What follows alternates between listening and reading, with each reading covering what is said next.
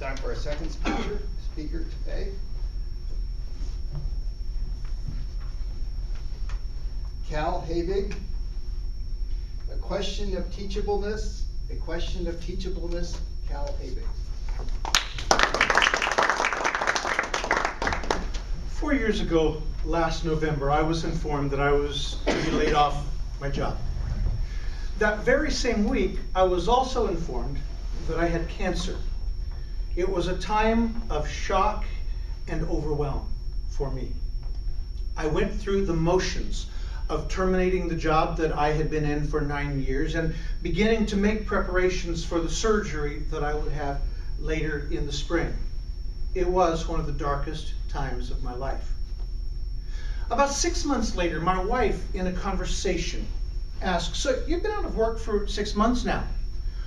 What have you learned?"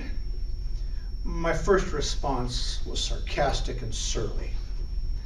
My second response was more reflective but depressed. Nothing. I don't think I've learned anything.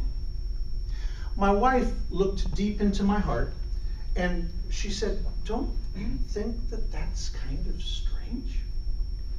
That question began to haunt me. Why would I say that I had not learned anything through what was one of the most traumatic experiences or windows of my life? Had I put up barriers to being teachable? What did it mean to be teachable? Are there things that I could do to make myself more teachable?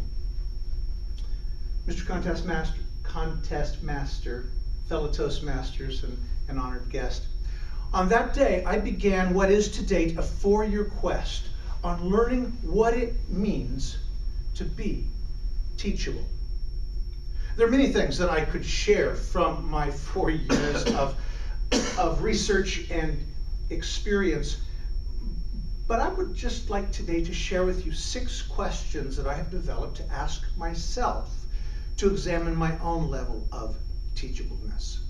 Stephen Covey, in his book Principle-Driven Leadership, defines teachableness as living under the assumption that you don't have all of the answers or insights and being open to the judgment and experiences of others.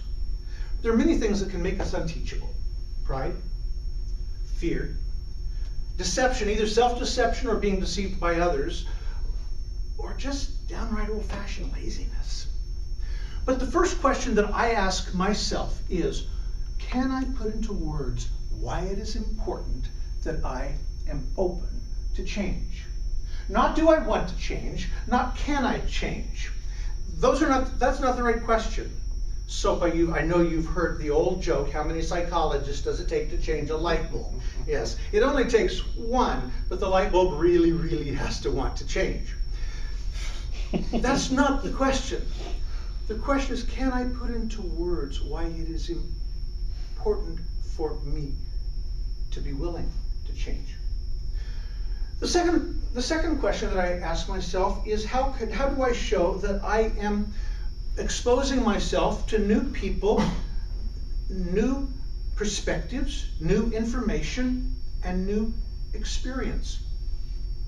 A couple of years ago, one of the ways that I did that for myself was setting the homepage on my internet browser to Al Jazeera. Al Jazeera is, of course, the world's largest Arabic news source. It's not something I normally watch.